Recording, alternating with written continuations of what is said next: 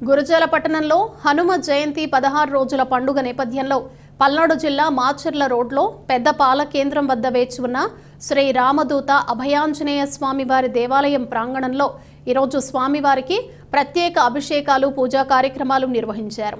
ఆలయ పూజారి కారంపూడి మాధవయ్య ఆధ్వర్యంలో స్వామివారికి ప్రత్యేక పూజలు నిర్వహించారు. ఆలయ అభివృద్ధి కమిటీ ఆధ్వర్యంలో భక్తులకు తీర్థ ప్రసాదాలతో పాటు అన్న ప్రసాదాలు అందజేశారు.